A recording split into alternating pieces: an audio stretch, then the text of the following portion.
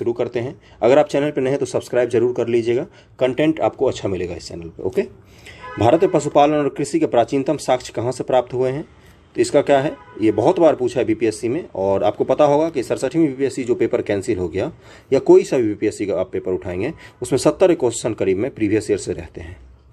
Okay, तो उसमें से अगर आपके गलत हो जाते हैं तो आपके सेलेक्ट होने के चांस पहले ही कम हो जाते हैं, क्योंकि इस 70 में से शायद ही कोई ऐसा होता है जो गलत करके आता है। ओके, तो चलिए शुरू करते हैं। तो पहला का क्या आंसर हो जाएगा, कृषि के पास प्राचीनतम साक्ष्य, तो मेहरगढ़, इसका आंसर क्या हो जाएगा, डी हो जाएगा। भारतीय उपमहाद्वीप में पशुपालन और कृषि का प्रारंभिक स्थल मेहरगढ़ को माना जाता है। कुछ विद्वान मेहरगढ़ पशुपालन का काल 8500 ईसा पूर्व मानते हैं, अलग अलग लोग अलग अलग चीज़ मानते हैं। तो हमें ये बस याद रखना है कि मेहरगढ़ में प्राचीनतम साक्ष्य मिलता है कृषि और पशुपालन का। ओके, और एक और जगह है कि उत्तर प्रदेश के संत कबीर नगर जिले में लहुरा देव नामक एक जगह है, यहाँ से भी प्राचीनतम साक्ष्य मिले हैं कृषि के। ओके, तो जो मेहरगढ़ है ये कहाँ है, पाकिस्तान में अभी है, बलूचिस्तान में है, और ये लहुरा देव उत्तर प्रदेश में है। इसके अलावा चावल के साक्ष्य वाला स्थल कोल्डीहवा प्रयागराज जिले में बेलन घाटी के नदी के तट पर स्थित मिलता है। ओके, तो 3 जगह हमने देखा, कोल्डीहवा देखा, लहुरा देव देखा और मेहरगढ़ देखा। अगला क्वेश्चन है, निम्नलिखित में किसको कैल्कोलिथिक युग भी कहा जाता है? कैल्कोलिथिक युग किसको कहा जाता है? दूसरा क्या आंसर हो जाएगा, इसका आंसर हो जाएगा सी, ताम्रपाषाणिक युग को क्या कहा जाता है, कैल्कोलिथिक युग कहा जाता है। अगला है कि हड़प्पा में मिट्टी के बर्तनों पर सामान्यतः किस रंग का उपयोग हुआ है? तो आप अगर नेशनल म्यूजियम गए होंगे दिल्ली में तो वहाँ पर देखा होगा कि मिट्टी के बर्तनों पर सामान्यतः लाल रंग का उपयोग हुआ है, हड़प्पा में लाल रंग का। ओके, ये भी पूछता है, जैसे मौर्य काल में कौन सी मिलती है हमें, काले पॉलिशदार मृदभांड मिलते हैं, काली पॉलिशदार मृदभांड। ओके, अगले क्वेश्चन पे चलते हैं, इसको छोड़ के। सिंधु सभ्यता निम्नलिखित में किस युग में पड़ता है? ऐतिहासिक काल, प्रागैतिहासिक काल, उत्तर ऐतिहासिक काल, आद्य ऐतिहासिक काल। तो इसका आंसर क्या हो जाएगा, इसका आंसर हो जाएगा आद्य ऐतिहासिक काल। यानी कि इसके साक्ष्य तो मिले हैं हमें, लेकिन इसके बारे में हम कुछ पढ़ नहीं पाए हैं आज तक। जैसे वैदिक काल है उसके लिटरेचर हम पढ़ पाते हैं, ऋग्वेद वगैरह, लेकिन आद्य ऐतिहासिक काल के जो हमारे पास मिले हैं, एक शिलालेख मिला है जिस पर कुछ कुछ अंकित है, हड़प्पा पीरियड का चिन्ह वाला लिपि अंकित है, इसको हम आज तक पढ़ नहीं पाए हैं। ओके, इसी को आद्य ऐतिहासिक काल कहा जाता है। ऐतिहासिक काल का निर्धारण पठनीय लेखन के काल पे आधार पर होता है, जिसको हम पढ़ सकते हैं। ऐसे ऐतिहासिक साक्ष्य जिसको हम पढ़ सकते हैं उसको ऐतिहासिक कहा जाता है। और लेखन काल के ज्ञान से पहले का कालखंड प्रागैतिहासिक कालखंड होता है, लेकिन हड़प्पा में चूंकि लेखन था उसको हम पढ़ नहीं पाए हैं, इसीलिए उसको आद्य ऐतिहासिक कहा जाता है। ओके, तो सैंधव सभ्यता आद्य ऐतिहासिक काल की सभ्यता है, क्योंकि यहाँ पर लेखन कला का तो ज्ञान है परंतु अभी तक इसे पढ़ा नहीं जा सका है। सिंधु घाटी सभ्यता को सबसे महत्वपूर्ण विशेषता क्या है? ये पूछा है, सिंधु घाटी सभ्यता की सबसे महत्वपूर्ण विशेषता। पक्की ईंटों से बनी इमारत, प्रथम असली मेहराव, पूजा स्थल, कला और वास्तुकला। असली मेहराव हमें दिल्ली सल्तनत के काल में मिलता है, और प्रथम ईंट से बनी इमारत का बोल सकते हैं हम। तो 5वां का आंसर हो जाएगा, इसका आंसर ए हो जाएगा। अगले स्थान पर चलते हैं, और पूजा स्थल वगैरह की प्रधानता इसमें नहीं थी, कला और वस्तु थी, लेकिन पहली बार हमें पक्की ईंट से बनी इमारत हड़प्पा के काल में ही मिलती है। निम्नलिखित में कौन सा एक हड़प्पा का बंदरगाह था? तो लोथल था। ये तो बहुत बार पूछा है, आपको पता होना चाहिए, गुजरात में है, भोगवा नदी के तट पर है, नदी का नाम भी याद रखना। निम्नलिखित में कौन सा हड़प्पा कालीन स्थल गुजरात में है? ये पूछा है आपसे, इसका क्या आंसर हो जाएगा? 67वीं बीपीएससी प्री 2022 का क्वेश्चन है ये, बताओ इसका आंसर। इसका आंसर क्या हो जाएगा? इसका आंसर हो जाएगा लोथल। निम्न से किन हड़प्पाकालीन स्थल से टेराकोटा का हल प्राप्त हुआ है? हल कहाँ से मिला है ये पूछा आपसे। टेराकोटा का मतलब क्या होता है? पकी हुई मिट्टी से जब भी कोई चीज़ बनती है तो उसको क्या कहा जाता है? टेराकोटा। मतलब मिट्टी का चीज़ बना के उसको आग में जब पका देते हैं तो वो टेराकोटा कहलाता है। तो इसका आंसर क्या हो जाएगा? बनावली से मिला है, हरियाणा में है बनावली। निम्न से किस हड़प्पन स्थल से जुते हुए खेतों के निशान मिले हैं? ये बहुत बार पूछा है, 66वीं बीपीएससी में भी पूछा था। इसका आंसर क्या हो जाएगा? इसका आंसर हो जाएगा ए, कालीबंगा से मिला है। कालीबंगा कहाँ है? राजस्थान में है। कालीबंगा का मतलब होता है काले कलर की चूड़ियाँ। निम्नलिखित में कौन हड़प्पा और मोहनजोदड़ो के उत्खनन से संबंधित नहीं है? ये पूछा है आपसे। आर.डी. बनर्जी, के.एन. दीक्षित, और 2 ऑप्शन है जिसमें है M.S. वत्स और B.A. स्मिथ। B.A. स्मिथ इसके उत्खनन से संबंधित नहीं है। 1921 में दयाराम साहनी ने हड़प्पा का सर्वेक्षण किया। वर्ष 1926 से 1934 तक माधो स्वरूप वत्स हड़प्पा के उत्खनन कार्य से संबंधित रहे। मोहनजोदड़ो की खोज सर्वप्रथम 1922 में राखलदास बनर्जी ने किया और इसके पुरातात्विक महत्व की ओर ध्यान आकर्षित किया था। इसके अतिरिक्त कुछ अन्य विद्वान हैं K N. Dikshit, Ernest Mackay, R L. Stein, A N. Ghosh, J P. Joshi इत्यादि। बी.ए. स्मिथ हड़प्पा की खोज से संबंधित नहीं रहे हैं, बल्कि ये भारतविद और कला इतिहासकार के रूप में प्रसिद्ध हैं। बोगजकोई का महत्व इसलिए है क्योंकि बोगजकोई में क्या है ये आपको बताना है। तो यहाँ पर क्या था, ये एशिया माइनर में है और ये क्या है, वहाँ जो अभिलेख प्राप्त हुए उन्हें वैदिक देवी और देवताओं का वर्णन मिलता है। तो 11 का क्या आंसर हो जाएगा ए। एशिया माइनर यानी कि अभी का इराक और तुर्की के इलाकों की बात हो रही है, वहाँ पर मिले हैं, जिसमें इंद्र, वरुण, मित्र और नासत्य देवताओं का उल्लेख मिलता है। वहाँ पर एक अभिलेख मिला है, उस पर मिलता है। Okay, Boghazkoi. प्रसिद्ध 10 राजाओं का युद्ध किस नदी के तट पर हुआ था, आपको पता है, ये ऋग्वेद में अंकित है। तो कहाँ पर हुआ था ये, तो परुष्ण यानी कि रावी, परुष्णी यानी कि रावी नदी के तट पर हुआ था, जिसमें भरतों के राजा सुदास ने 10 राजाओं के संघ को हराया था। 13वां क्वेश्चन है, ऋग्वेद का कौन सा मंडल पूर्णतः सोम को समर्पित है। तो इसका आंसर क्या हो जाएगा, 9वां मंडल। 9वां मंडल जो है ये पूर्णतः सोम को समर्पित है। और ये दशरथ के युद्ध जो हुआ था, इसमें संघ में आर्यों के प्रमुख जन कौन थे, एक राजा सुदास था, ने 10 राजाओं के एक संघ को हरा दिया था। राजा सुदास ने 10 राजाओं के एक संघ को हरा दिया था। उसमें अनु, द्रुहु, यदु, पुरु और तुर्वस ये संघ शामिल थे इस युद्ध में। अगला है कि 10 मंडल है ऋग्वेद में, उसमें 9वें में सोम का वर्णन मिलता है। 14 नंबर क्वेश्चन है कि ऋग्वेद संहिता का 9वां मंडल पूर्णतः किसको समर्पित है। 9वां मंडल, इसका क्या आंसर हो जाएगा, सोम स्पे का पर नामांकित देवता का समर्पित है। इसका आंसर डी हो जाएगा, सोम। 15 नंबर क्वेश्चन है, गायत्री मंत्र किस पुस्तक में मिलता है। तो इसका आंसर क्या हो जाएगा, ऋग्वेद में मिलता है। ऋग्वेद के 3य मंडल में मिलता है, जिसकी रचना किसने की है, विश्वामित्र जी ने की है। तो गायत्री के रचयिता कौन है, विश्वामित्र जी हैं। 16 नंबर क्वेश्चन है, इनसे किस भारतीय दर्शन ने परमाणु सिद्धांत का प्रतिपादन किया। 66वीं बीपीएससी में पूछा है। तो इसका क्या आंसर हो जाएगा, वैशेषिक में किया है। कनाद का नाम आता है, कनाद ऋषि का नाम आता है, जिन्होंने परमाणुवाद का सिद्धांत दिया था। वैशेषिक दर्शन है, वैशेषिक दर्शन। महावीर स्वामी का जन्म कहाँ पर हुआ था, कुंडग्राम, बाटलीपुत्र, मगध और वैशाली। तो इसका आंसर क्या हो जाएगा, इसका आंसर ए हो जाएगा, कुंडग्राम में हुआ था 599 ईसा पूर्व में। 540 एनसीईआरटी में दिया हुआ है। अगले क्वेश्चन पे चलते हैं कि महावीर जन्म की मृत्यु के निम्नलिखित में से किस नगर में हुई थी। महावीर जैन की। इसका आंसर हो जाएगा पावापुरी। भगवान महावीर का प्रथम शिष्य कौन थे। तो इसका आंसर क्या हो जाएगा, जमाली जो था उनके प्रथम शिष्य था। अगले क्वेश्चन पे चलते हैं कि निम्नलिखित में कौन सबसे पूर्णकालिक जैन ग्रंथ कहलाता है। सबसे पूर्वकालिक जैन ग्रंथ कौन कहलाता है। तो इसका आंसर क्या हो जाएगा, 14 पूर्व। जैन और बौद्ध धर्म हमने दृष्टि आईएएस के बिहार समग्र से कंप्लीट कर लिया है। केबीसी नैनो का अगर आपको बिहार समग्र करना हो तो वो भी आपको चैनल पर मिल जाएगा। ओके, महात्मा बुद्ध ने अपना पहला धर्म चक्र प्रवर्तन स्थान किस स्थान पर दिया था। ये सबको पता है, सारनाथ में दिया था उन्होंने पहला उपदेश। प्रथम उपदेश को ही क्या कहा जाता है, धर्म चक्र प्रवर्तन कहा जाता है। हर साल ही बौद्ध से क्वेश्चन पूछता है। बुद्ध धर्म हम कंप्लीट कर चुके हैं। महात्मा बुद्ध का महापरिनिर्वाण कहाँ पर हुआ था। तो उनका कहाँ पर हुआ था, कुशीनगर में, मल्लों के प्रदेश में, कुशीनगर में। शुकर माधव के भोज्य पदार्थ खाने से उनका मृत्यु हो गई थी। त्रिपिटक किसकी धार्मिक पुस्तक है। तो बौद्ध धर्म की है। त्रिपिटक किसकी है, बौद्ध धर्म की। इसमें 3 बुक आते हैं, कौन कौन से आते हैं, विनय पिटक, सुत्त पिटक और अभिधम्म पिटक आता है। विनय पिटक में क्या है, विनय नियम, विनय और नियम, इसको याद रखना, बौद्ध संघ के नियम है, संघ संबंधी नियम और आचार की शिक्षाएं हैं विनय पिटक में। सुत्त पिटक महात्मा बुद्ध के वचन है, सुत्त शुद्ध यानी कि वचन, ऐसे करके याद रखना। अभिधम्म पिटक क्या है, दार्शनिक। अभिधम्म बड़ा शब्द लग रहा है तो दार्शनिक भी बड़ा शब्द है ना। त्रिरत्न या 3 रत्न जैसे सटीक ज्ञान, सच्ची आस्था और सटीक क्रिया निम्न से किससे संबंधित हैं। इसका आंसर क्या हो जाएगा, 24 का आंसर देखते हैं क्या दिया है। इसका आंसर हो जाएगा सी, यानी कि जैन धर्म से संबंधित है। 66वीं बीपीएससी प्री 2020 से पूछा है, त्रिरत्न जैन धर्म से संबंधित। इसमें क्या है, सम्यक दर्शन, सम्यक चरित्र और सम्यक ज्ञान बताया गया है। निम्नलिखित में कौन सी बात बौद्ध धर्म तथा जैन धर्म में समान नहीं है।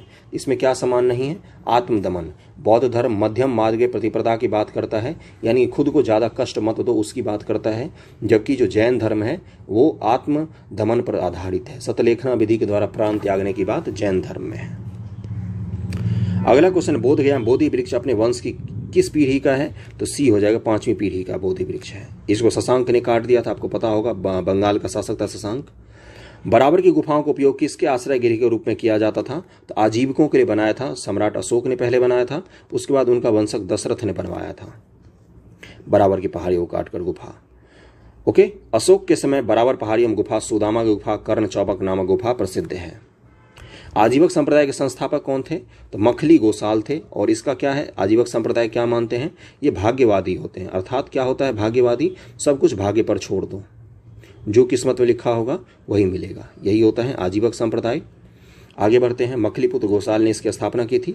पाटलिपुत्र के संस्थापक कौन है? तो उदायन है, आपको पता होगा उदायन ने पाटलिपुत्र की स्थापना की थी। अजातशत्रु का उत्तराधिकारी था ये हर्यक वंश का। नेक्स्ट क्वेश्चन है कि किस शासक द्वारा सर्वप्रथम पाटलिपुत्र का राजधानी के रूप में चयन किया गया था? तो उदायन द्वारा ही चयन किया गया था।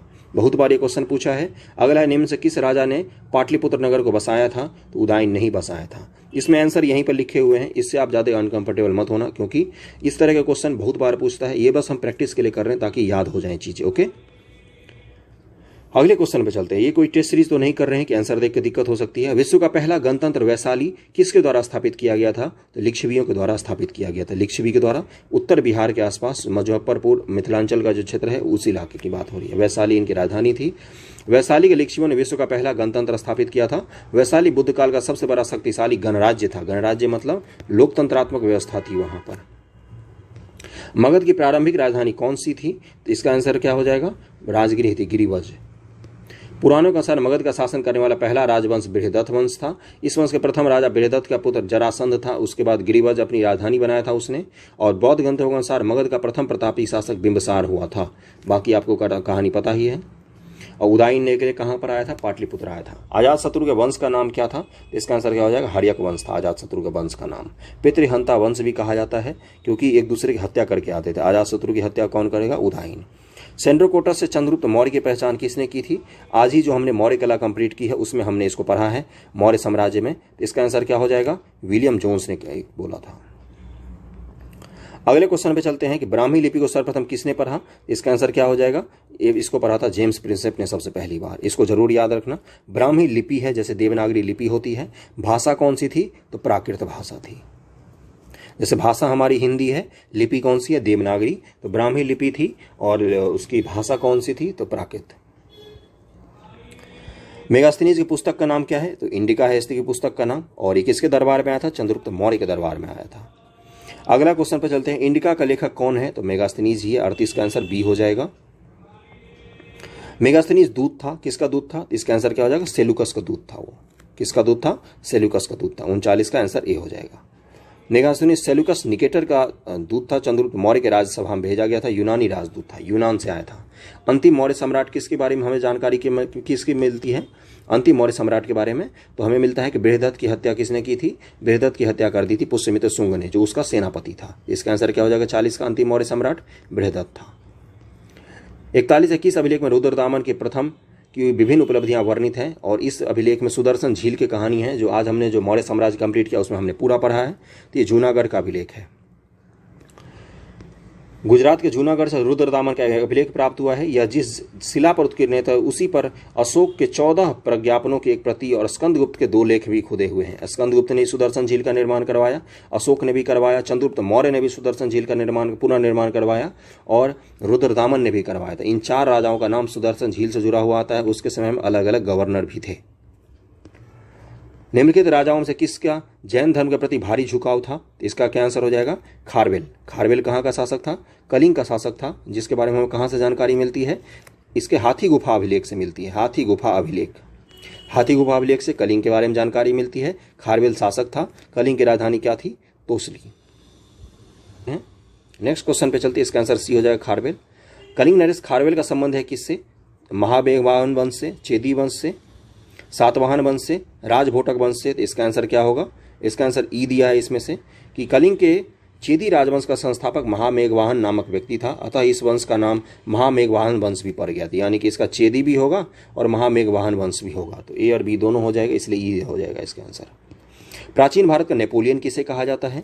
इसका आंसर क्या हो जाएगा? समुद्रगुप्त। लेकिन ये गलत है, नहीं कहना चाहिए। ये उपनिवेशवादी सोच है। नेपोलियन बहुत बाद में आया है, 1800 ईस्वी के आसपास का है, जबकि समुद्रगुप्त बहुत पहले था। इसका आंसर डी हो जाएगा, समुद्रगुप्त। गुप्त सम्राट जिसने हुनों को पराजित किया था, तो हमें इसके बारे में कहाँ से जानकारी मिलती है वो भी हम देखेंगे। तो स्कंदगुप्त नामक शासक था जिसने हुनों को पराजित किया था। मिहिर और तोरमन का नाम आता है। हुनों का पहला भारतीय आक्रमण गुप्त सम्राट स्कंदगुप्त के शासनकाल में हुआ। स्कंदगुप्त के हाथों से बुरी तरह पराजित हुए थे हुन। यूएस राय के अनुसार इस हुन आक्रमण का नेता खुशनेवाज था। यह आक्रमण एक धावा मात्र था और देश के ऊपर इसका कोई तात्कालिक प्रभाव नहीं पड़ा, किंतु परोक्ष रूप से इसने गुप्त साम्राज्य के पतन की ओर गति को तेज कर दिया। किस प्रकार की भूमि को अपरहत कहा जाता है? अपरहत भूमि हमने मौर्य साम्राज्य में ही पढ़ा है और आगे भी आता है अपरहत भूमि बार बार। तो 46 का क्या आंसर हो जाएगा? इसका आंसर हो जाएगा बिना जोती हुई जंगली भूमि को अपरहत कहा जाता है। जिस पर जंगल है अभी, उस समय पता ही है आपको, अधिकांश भाग में तो जंगल ही रहेंगे क्योंकि आबादी बहुत कम थी। तो अपरहत भूमि उसी को कहा जाता है। 47 नंबर है कि चीनी यात्री सुंगयुन ने भारत की यात्रा कब की थी? बहुत सारे चीनी यात्री का नाम आता है, इसमें से एक सुंगयुन है, इसके बारे में पूछा है। तो 515 ईसा पूर्व से 520 ईसा पूर्व। ओके, कि कब की थी? 515 से 520 ईसा पूर्व। सबसे पहले कौन आता है? फाहियान आता है, उसके बाद सुंगयुन आता है, उसके बाद हुएनसांग आता है और फिर इत्सिंग आता है। ये 4 चीनी यात्री हैं। सबसे पहले फाहियान, उसके बाद सुंगयुन आएगा, फिर हुएनसांग आएगा हर्ष के समय में, और उसके बाद फिर इत्सिंग आता है। इसका आंसर ए हो जाएगा 515 से 520 ईसा पूर्व। हर्षवर्धन के शासनकाल में किस चीनी यात्री ने भारत की यात्रा की थी? इसका आंसर क्या हो जाएगा? हुएनसांग। अभी मैंने बताया आपको, हुएनसांग ने यात्रा की थी। आगे बढ़ते हैं कि कल्हण की पुस्तक का नाम क्या है? तो इसका पुस्तक का नाम है राजतरंगिणी और ये क्या है? ये कश्मीर का इतिहास है। क्या है? कश्मीर का इतिहास है। ओके, और इससे हमें क्या पता चलता है कि श्रीनगर राज्य, जो श्रीनगर है ये शहर है, उसकी स्थापना सम्राट अशोक के द्वारा की गई थी। कल्हण ने राजधानी में कश्मीर का इतिहास लिखा है। इस ग्रंथ की रचना कल्हण ने जय सिंह 1127 से 1159 के शासनकाल में पूर्ण किया था। चंद्रगुप्त मौर्य के प्रधानमंत्री चाणक्य ने राजनीतिक शास्त्र पर अर्थशास्त्र की रचना की है, राजनीति पर। उदंतपुरी शिक्षा केंद्र निम्न से किस राज्य में अवस्थित है? तो इसका आंसर क्या हो जाएगा? ये बिहार में अवस्थित है। अगला क्वेश्चन है कि उदंतपुर, जिसे उदानपुर भी कहा जाता है, ये सब तो पता ही है आपको, इसकी स्थापना गोपाल ने की थी। और विक्रमशिला विश्वविद्यालय की स्थापना किसने की थी? तो धर्मपाल ने की थी। पालवन शासकों ने 2 विश्वविद्यालय की स्थापना की थी। और विक्रमशिला विश्वविद्यालय जो बौद्ध धर्म का तंत्रयान वाला शाखा है, यानी कि महायान शाखा के तंत्र मंत्र है, वज्रयान जिसको कहा जाता है, उसी का केंद्र था। कर्नाट वंश का संस्थापक कौन था? तो इसका आंसर क्या हो जाएगा? बहुत बार पूछा है ये। इसका आंसर हो जाएगा नान्यदेव। 1197 से 98 तक था ये कर्नाट, जिसकी राजधानी कहाँ थी? सिमरावगढ़। और कर्नाटक शासनकाल को क्या कहा जाता है? मिथिला का स्वर्ण युग कहा जाता है कर्नाटक को। कर्नाटक वंश का अंतिम शासक कौन था? इसका आंसर क्या हो जाएगा? हरि सिंह थे इसके अंतिम शासक। कर्नाटक वंश के अंतिम शासक हरि सिंह थे। ये कला और साहित्य के महान संरक्षक थे। इन्होंने पंजी व्यवस्था की शुरुआत की थी। 53 है कि किस काल में अछूत की अवधारणा स्पष्ट रूप से उद्धृत हो चुकी थी? इसका आंसर हो जाएगा धर्मशास्त्र के समय में। धर्मशास्त्र का जो समय था उस समय अछूत की अवधारणा पूर्ण रूप से आ गई थी। कनिष्क के शासनकाल में बौद्ध सभा किस नगर में आयोजित की गई थी? तो आपको पता है अलग अलग बौद्ध सभा अलग अलग समय में आयोजित की गई। 4 बौद्ध संगतियां हुई हैं, पहली, दूसरी, तीसरी, चौथी। चारों के बारे में आपको पता होनी चाहिए। चौथी कश्मीर के बारे में पूछा है, तो ये कश्मीर में हुई थी, कश्मीर के कुंडल वन में हुई थी। बाकी 3 कहाँ कहाँ हुई थी? पहली हुई थी राजगृह में, दूसरी वैशाली में हुई थी, तीसरी पाटलिपुत्र में अशोक के समय में हुई थी, और चौथी कनिष्क के समय में कश्मीर के कुंडल वन में हुई थी। आपको इसके अध्यक्ष के नाम भी सबको याद होने चाहिए। अध्यक्ष के नाम लिख के चिपका लेना, जरूर पूछता है। और चौथी जो थी इसके महाकश्यप अध्यक्ष थे, और जो वो हैं सॉरी ये तो चौथी नहीं, ये तो पहले की बात कर रहा है। महाकश्यप उसके अध्यक्ष थे। चौथी के अध्यक्ष कौन थे? तो अश्वघोष। ओके, चौथी के अध्यक्ष जो थे वो थे वसुमित्र, और इसके उपाध्यक्ष थे अश्वघोष। ओके, इसको जरूर याद रखना। प्रथम के अध्यक्ष थे महाकश्यप। ओके, दूसरे के कौन थे? सर्वकामी, और इसके अध्यक्ष सर्वकामी थे, और यही तो दिया हुआ है ना। आगे बढ़ते हैं। प्रथम बौद्ध संगति के अध्यक्ष कौन थे? वही पूछ लिया, महाकश्यप थे। वासुमित्र किसके हैं? चौथे के हैं। ओके, भगवान बुद्ध के महापरिनिर्माण के बाद पहली बौद्ध संगति कहां पर हुई थी? तो राजगृह में हुई थी। अजात शत्रु उस समय शासक था। बुद्ध के जीवन के 4 महत्वपूर्ण घटनाओं, उनसे संबंधित 4 स्थानों का नीचे उल्लेख है। यह 2 स्तंभों 1 और 2 में अंकित है। आपको इसका सुमेल करना है। जन्म कहां पर हुआ था उनका? इसका आंसर क्या हो जाएगा, जन्म लुम्बिनी में हुआ था। ज्ञान की प्राप्ति कहाँ हुई थी, बोधगया में हुई थी। प्रथम प्रवचन दिया था उन्होंने सारनाथ में। निधन कुशीनगर में हुआ था। इसको मैच कर लेना, इसका आंसर सी दिया है। बोधगया में किसे ज्ञान की प्राप्ति हुई थी, बहुत ईजी क्वेश्चन, गौतम बुद्ध जी को, महात्मा बुद्ध। बोधगया महाबोधि मंदिर बनवाया गया जहां पर गौतम बुद्ध को ज्ञान की प्राप्ति हुई थी, बी आंसर हो जाएगा। अगले क्वेश्चन पे चलते हैं कि गौतम बुद्ध को एक देवता का स्थान किस राजा के युग में प्राप्त हुआ, तो कनिष्क के समय में महायान शाखा का जब उदय होता है, महायान शाखा, इसमें मूर्ति पूजा और तंत्र मंत्र का विधि विधान है। इसी समय बौद्ध एक महापुरुष न होकर एक देवता बन गए थे और हीनायन में वो एक महापुरुष ही माने जाते हैं। ईसा पूर्व 6वीं सदी में विश्व के प्रथम गणतंत्रात्मक व्यवस्था कहाँ पर थी, तो ये कहाँ थी, वैशाली में, लिच्छवी अभी हमने पढ़ा।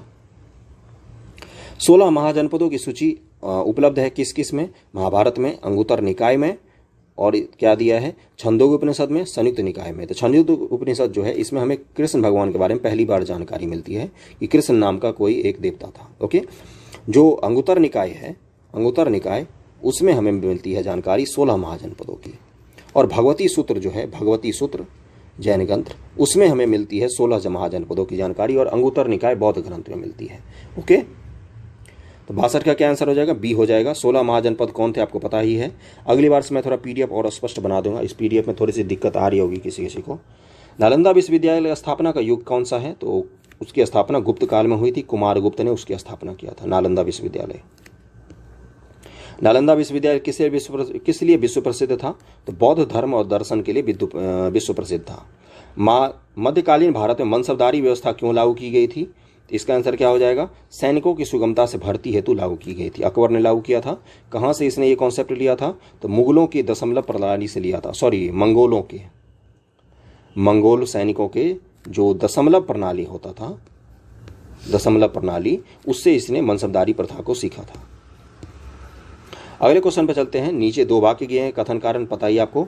12वीं शताब्दी के अंत तक नालंदा महाविहार का पतन हो गया था, महाविहार को राजकीय प्रश्रय मिलना बंद हो गया था, ऐसा कुछ नहीं है। इसका आंसर क्या हो जाएगा, दोनों सही हैं, परंतु व्याख्या नहीं कर रहा, क्यों, क्योंकि इसको जला दिया गया था बख्तियार खिलजी के द्वारा। प्रथम मगध साम्राज्य का उत्कर्ष किस शताब्दी में हुआ था, तो इसका आंसर क्या हो जाएगा, ईसा पूर्व 6वीं शताब्दी में हुआ था प्रथम मगध साम्राज्य का उदय। मगध की राजधानी कौन सी थी, तो इसका आंसर क्या, दिए हुए विकल्प में ए और सी दोनों सही हैं। पाटलिपुत्र भी था, गिरिवज भी था, इसलिए इसका आंसर नहीं निकाल सकते, उस समय ई ऑप्शन नहीं आता था। प्राचीन महाजनपद का मगध के प्रथम राजधानी कौन सी थी, पाटलिपुत्र, वैशाली।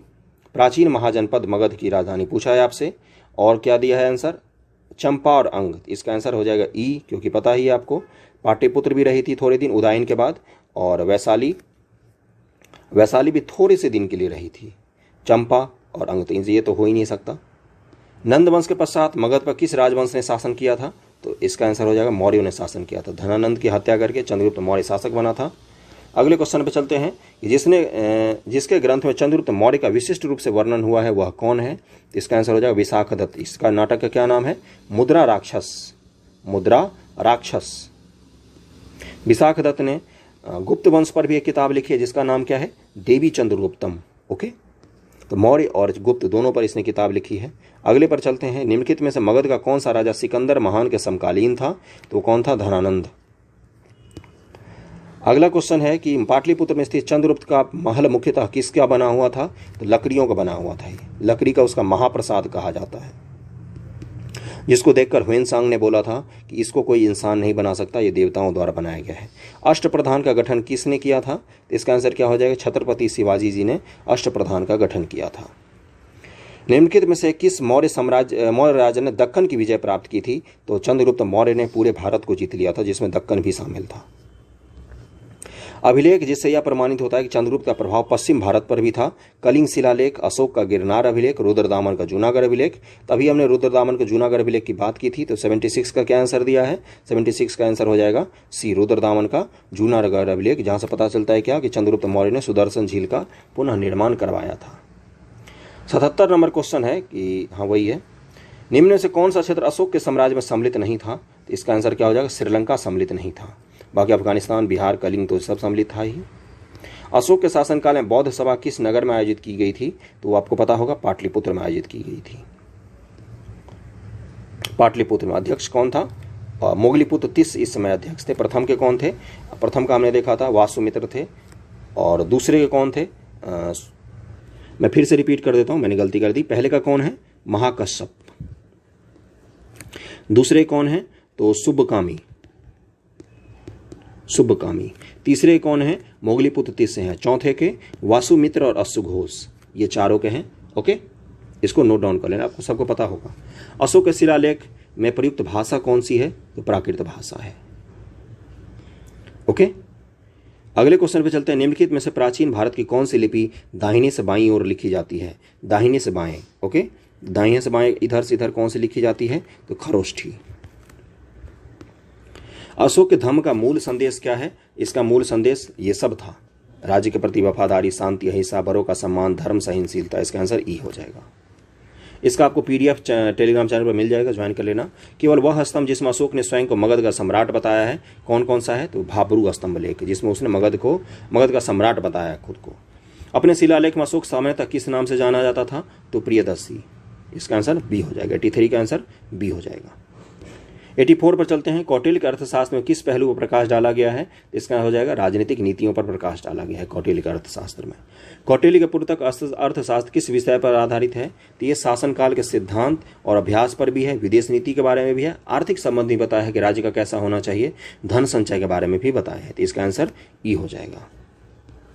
और ये सप्त सिद्धांत हैं, इसको सीक्वेंस में ही याद रखना, क्योंकि सीक्वेंस में ही है। सबसे पहले कौन आएगा? राजा आएगा। कौटिल्य का अर्थशास्त्र किसी भी राज्य के लिए 7 चीज़ों को बहुत इंपॉर्टेंट देता है। उसमें सबसे पहला है राजा। राजा तो होना ही चाहिए। अमात्य यानी कि मंत्री होना चाहिए। जनपद यानी कि जनपद होना चाहिए। दुर्ग होना चाहिए। कोष होना चाहिए। दंड या सेना बोल दो। और मित्र राष्ट्र जरूर होने चाहिए। ओके, 88 है कि मेगास्थनीज ने भारतीय समाज को कितनी श्रेणियों में विभाजित किया था? तो मेगास्थनीज ने 7 जातियां बोल दी थी। जो 7 असल में क्या थे? ये 7 पेशा थे, जैसे किसान, अहीर, उसने अलग अलग जाति बोल दिया, लेकिन ये सब क्या थे? ये पेशा थे 7। ये रहे दार्शनिक, योद्धा, कृषक और पशुपालक, कारीगर, निरीक्षक एवं सभासद, ये 7 थे। और उसने 7 जो जाति बोली ना, वो 7 पेशा थे। और वैसे भारतीय समाज को उसने 7 में बांटा था। ये 7 कौन कौन से थे? दार्शनिक, कृषक, पशुपालक, कारीगर, योद्धा, निरीक्षक और सभासद। मौर्य साम्राज्य का 7 वर्गों में विभाजन का विशेष रूप से उल्लेख कहां पर किया गया है? तो मेगास्थनीज की पुस्तक इंडिका में किया गया है। पेरिप्लस ऑफ द इरीथ्रियन सी किसने लिखी है? तो इसके लेखक अज्ञात है। इसका आंसर ई हो जाएगा। वह स्रोत जिसमें पाटलिपुत्र के प्रशासन का वर्णन उपलब्ध है, तो इसका क्या आंसर हो जाएगा? इंडिका में उपलब्ध है। ओके, सी हो जाएगा। पाटलिपुत्र के प्रशासन का वर्णन है तो इंडिका में है। पाटलिपुत्र को किस शासक ने सर्वप्रथम अपनी राजधानी बनाई थी? तो इसका आंसर हो जाएगा चंद्रगुप्त मौर्य ने बनाई थी। इनमें से पूछा है। ओके, इनमें से किसने सर्वप्रथम व्यापक पैमाने पर स्वर्ण मुद्रा का प्रचलन किया? पुष्यमित्र शुंग, मेनांडर, या फिर भीमकटविशेष या गौतमीपुत्र सातकर्णी। तो भीमकटविशेष जो था कनिष्क के वंश का शासक था, कुषाण वंश का शासक था। तो उसी ने सबसे पहले स्वर्ण सिक्कों को प्रचलित करवाया। बहुत सारे स्वर्ण सिक्के चले। कला की गंधार शैली निम्न से किस समय फली फूली? तो कुषाणों के समय में फली फूली। कुषाण कहाँ पर राज करते थे? कुषाण वर्तमान विश्व के 7 देश मिला दो उस पर राज करते थे। सेंट्रल एशिया के जितने देश हैं, अफगानिस्तान, पाकिस्तान, भारत, इन सब पर राज करते थे। इनमें से किस शासक ने चतुर्थ बौद्ध संगति कश्मीर में आयोजित की थी? तो कनिष्क ने आयोजित की थी। उसके अध्यक्ष कौन थे? वासुमित्र और अश्वघोष। शुंग वंश के बाद किस वंश ने भारत पर राज किया? तो इसका आंसर हो जाएगा कण्व वंश ने राज किया था। कण्व। शुंग वंश का अंतिम राजा देवभूति अपने अमात्य वासुदेव के षड्यंत्रों द्वारा मार दिया गया और वासुदेव ने नवीन राजवंश कण्व की स्थापना की थी। राजा खारवेल का नाम जुड़ा है किससे? तो हाथी गुफा अभिलेख से जुड़ा होगा। इसका आंसर सी हो जाएगा। 96 है। नगरों का क्रमिक पतन किस काल की एक महत्वपूर्ण विशेषता थी? तो गुप्त काल की विशेषता थी। गुप्त काल में पाटलिपुत्र का पतन हो गया था लगभग में। अगले क्वेश्चन पर चलते हैं। निम्नलिखित में कौन सा बंदरगाह गुप्त काल में उत्तर भारतीय व्यापार के लिए उपयोग किया जाता था? कौन सा बंदरगाह उत्तर भारतीय व्यापार के लिए उपयोग किया जाता था? इसका आंसर ई हो जाएगा, क्योंकि हम देखते हैं कि पूर्व और पश्चिम दोनों जगह थे। पूर्व में ताम्रलिप्ति, पश्चिम में भरूच का बंदरगाह और कल्याण और कैम्बे, ये सारे बंदरगाह यूज किए जाते थे गुप्त काल में। किस शासक वंश ने मंदिरों एवं ब्राह्मणों पर को सबसे अधिक ग्राम अनुदान में दिया? इसका आंसर क्या हो जाएगा? 98 का गुप्त वंश ही होगा। 98 का ए ही होना चाहिए मेरे हिसाब से। आगे आंसर देखते हैं। 98 का क्या हो जाएगा? ए ही होगा। गुप्त वंश ने ही सबसे ज्यादा अनुदान दिए। इसके बाद भारत में क्या देखते हैं हम? सामंतवाद का उदय होता है। सामंतवाद का उदय इसी के बाद शुरुआत होती है। गुप्त युग में भूमि राजस्व की दर क्या थी? इसका क्या आंसर है? ऊपर का छठा भाग 1/6। ये फिक्स था पूरे प्राचीन भारत में। भागवत संप्रदाय के विकास में किसकी देन अत्यधिक है? तो गुप्तों की देन सबसे अधिक है भागवत संप्रदाय के विकास में। ओके, परम भागवत की अधिकांश शासक परम भागवत की उपाधि धारण करते थे। विष्णु का वाहन गरुड़ गुप्त चिन्ह था। गुप्तों का राज चिन्ह क्या था? गरुड़। ओके, तो 100 क्वेश्चंस हमने कंप्लीट कर लिए। इस वीडियो को अंत तक करते जाएंगे, जो जो सब्जेक्ट आएगा वो करते जाएंगे। ओके, 101 नंबर क्वेश्चन है कि इनमें से किसने पहली बार यह व्याख्या की थी कि पृथ्वी के अपनी धुरी पर घूमने के कारण प्रतिदिन सूर्योदय एवं सूर्यास्त होता है? ये सबको पता है, ये आर्यभट्ट जी ने व्याख्या की थी। इसके अलावा अगर आप दृष्टि आईएएस के बीपीएससी के लिए बुक आती है बिहार स्पेशल, उससे हम लोग अभी मॉडर्न हिस्ट्री कंप्लीट कर चुके हैं, मिडिवल हिस्ट्री भी कंप्लीट कर चुके हैं और एंशिएंट हिस्ट्री का लेक्चर चल रहा है दृष्टि आईएएस के बिहार समग्र से। केबीसी नैनो का बिहार समग्र ऑलरेडी कंप्लीट किया जा चुका है चैनल पर, आप उसको जाकर देख सकते हैं। ओके, 102 नंबर क्वेश्चन है कि इनमें से गुप्त काल में औषधि के क्षेत्र में अपना कार्य के लिए कौन जाने जाते थे? तो गुप्त काल में कौन थे? इसका आंसर ई हो जाएगा। ओके, पढ़ते हैं इसको। सुश्रुत को शल्य क्रिया का जनक कहा जाता है, या काशी के रहने वाले थे, इनका काल 600 ईसा पूर्व माना जाता है। सौनक ऋग्वेद कालीन के ऋषि हैं। सुद्रत गुप्त कालीन नाटककार साहित्य हैं और सौमिल गुप्त कालीन नाटककार हैं। यानी कि इनमें से कोई सा भी आंसर नहीं होगा। ओके, इनमें से कोई सा भी नहीं होगा। आगे क्या दिया है कि यदि बिहार लोक सेवा आयोग ने अपने प्रारंभिक उत्तर पत्र में ये सही माना था, चूंकि गुप्त काल का 275 एडी श्री गुप्त से शुरू होकर सुश्रुत के मान्य काल 600 से 1500 से करीब 1000 वर्ष के बाद का, इसलिए सुश्रुत को गुप्त काल के समकालीन मानना औचित्यपूर्ण नहीं है ना। तो इसका क्या आंसर हो जाएगा? इसका ई आंसर होगा। इनमें से कोई सा भी सही नहीं है। गुप्त काल के पहले बीपीएससी ने ए माना था, लेकिन वो गलत आंसर है। ओके, चलिए आगे बढ़ते हैं। चीनी यात्री ह्वेंसांग ने किस विश्वविद्यालय में अध्ययन किया था? ये सबको पता होगा, नालंदा विश्वविद्यालय में। इसकी स्थापना किसने की थी? कुमार गुप्त ने की थी। और ह्वेंसांग कब आया था? हर्षवर्धन के समय में आया था, 637 ईसा पूर्व के आसपास। ह्वेंसांग की भारत में यात्रा के समय सूती कपड़ों के लिए उत्पादन के लिए सबसे प्रसिद्ध नगर कौन सा था? तो मथुरा था। मथुरा सूती कपड़ों के उत्पादन के लिए प्रसिद्ध नगर था। और अगर दक्षिण भारत में बात करें तो उड़ैयूर तमिलनाडु का शहर, वो सूती वस्त्रों के लिए फेमस था। कवि बाण निवासी थे। कहाँ के निवासी थे? पाटलिपुत्र के निवासी थे। बाण भट्ट किसके दरबार में थे? ये तो हर्षवर्धन के दरबार में थे। कादम्बरी और हर्षचरित इनकी प्रमुख रचना है। चंडी शतक भी इन्हीं की रचना है। अगला क्वेश्चन पे चलते हैं। चीनी यात्री इत्सिंग ने बिहार का भ्रमण किया था। कब किया था? तो इसका उपयुक्त में से कोई नहीं दिया है। इत्सिंग 671 से 672 ईस्वी के आसपास आया था। 671 से 672 ईस्वी के आसपास। प्रसिद्ध चीनी यात्री फाहियान ने किसके शासनकाल में भारत की यात्रा की थी? फाहियान की बात कर रहा है तो चंद्रगुप्त द्वितीय हो जाएगा। विक्रमादित्य, चंद्रगुप्त द्वितीय विक्रमादित्य जो कहा जाता है, उन्हीं के समय में की थी। चीनी यात्रियों का अगर मैं आपको क्रम बताऊं तो सबसे पहले किसका नाम आएगा? सबसे पहले नाम आता है फाहियान का। 1 मिनट रुक जाओ, मैं बता देता हूँ। सबसे पहले क्रम आता है फाहियान का आता है, उसके बाद से सुंगयुन का आता है। सुंगयुन, फाहियान के बाद सुंगयुन आता है। सुंगयुन के बाद ह्वेंसांग आता है। ह्वेत्सांग के बाद इत्सिंग आता है। ओके, नालंदा विश्वविद्यालय के संस्थापक कौन थे? तो कुमार गुप्त थे, गुप्त वंश के शासक। ताम्रपत्र लेख दर्शाते हैं कि प्राचीन काल में बिहार के राजाओं का संपर्क था। किनसे था? तो जावा और सुमात्रा से था। ताम्रपत्र लेख दर्शाते हैं कि जावा और सुमात्रा से भारत के संबंध थे। पालवंशी शासक देवपाल बौद्ध मतानुयायी था। लेखों में उसे परम सौगत कहा गया है। उसने जावा के शैलेंद्र वंशीय शासक बालपुत्र देव के अनुरोध पर उसे नालंदा में एक बिहार बनवाने के लिए 5 गांव दान में दिया था। किसने दिया था? तो पालवंशीय शासक देवपाल ने। सुवर्ण भूमि का वह राजा कौन था जिसने नालंदा में एक बौद्ध बिहार का स्थापना की तथा उसे रख रखाव हेतु अपने दूत एवं देवपाल के 5 गांव दान में देने के लिए कहा था? तो कौन था वो? बालपुत्र देव। सुवर्ण भूमि यानी कि अभी का सुमात्रा। नालंदा विश्वविद्यालय के विनाश के कारण क्या थे? तो मुसलमान। ये गलत तरीके का क्वेश्चन है। बख्तियार खिलजी ने किया था। ओके, बख्तियार खिलजी ने विनाश किया था, उसका जला दिया था। खजुराहो मंदिर स्थापत्य के निर्माण में सहयोगी थे तो चंदेल वंश के जो शासक थे। खजुराहो के मंदिर चंदेल राजाओं ने 900 से 1050 के बीच बनवाए थे।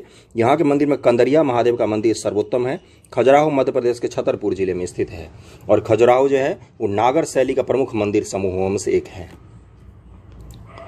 विक्रमशिला शिक्षा केंद्र के संस्थापक का नाम क्या है? विक्रमशिला का स्थापना किसने किया था? धर्मपाल ने विक्रमशिला का स्थापना किया था। और ये वज्रयान शाखा जो है, वज्रयान शाखा बौद्ध धर्म का, उसके लिए जाना जाता है। तंत्र मंत्र से संबंधित शाखा था, उसके अध्ययन के लिए। अगले पर चलते हैं और इसमें क्या फैक्ट दिया है कि इसकी स्थापना पाल वंश के धर्मपाल ने की थी। दीपांकर श्रीज्ञान जो उपाध्याय अतीश के नाम से प्रसिद्ध थे, यहाँ के सर्वाधिक प्रसिद्ध विद्वान थे, ये तिब्बत भी गए थे। 114 नंबर है कि निम्नलिखित राजवंशों से किसने उल्लेख संगम साहित्य में नहीं हुआ है। किसका उल्लेख संगम साहित्य में नहीं हुआ है? तो कदम्ब का नहीं हुआ है, बाकी चोल चेर पांड्य यही 3 प्रमुख राज्य हैं जिनका संगम साहित्य में उल्लेख हुआ है। संगम युग में उड़ैयूर किस लिए विख्यात था? तो अभी मैंने बताया कपास के व्यापार का महत्वपूर्ण केंद्र था, कपास यानी कि सूती वस्त्र, अभी मैंने बताया उड़ैयूर के लिए। तमिलनाडु के तिरुचिरापल्ली में अवस्थित कावेरी नदी के तट पर उड़ैयूर संगमकालीन चोलों की राजधानी थी। किसकी राजधानी थी? चोल शासकों की। देखो चोल शासक 2 बार आते हैं, 1000 ईस्वी के आसपास आते हैं और एक संगम युग के समय पुराने चोल हैं, प्राचीन चोल भी हैं एक, और एक मध्यकाल में भी चोल आते हैं। राजेंद्र प्रथम, राजराज प्रथम, ये मध्यकाल वाला चोल है जिसमें हम पढ़ते हैं कि तंजावुर में मंदिर का निर्माण करवाया या श्रीलंका को जीता था राजेंद्र प्रथम ने, है ना। लेकिन एक पूर्वकालिक चोल भी है जिनका कहाँ पर वर्णन मिलता है? संगम साहित्य में वर्णन मिलता है। ओके, और यह कारी एवं वर्णम नामों से भी प्रसिद्ध था उड़ैयूर। संगम युग में उड़ैयूर कपास और सूती वस्त्र का बहुत बड़ा केंद्र था। मुद्रा राक्षस के निम्न से लेखक कौन है? तो विशाखदत्त हैं, और इसमें किसका इतिहास है? मुद्रा राक्षस में मौर्य वंश का इतिहास है।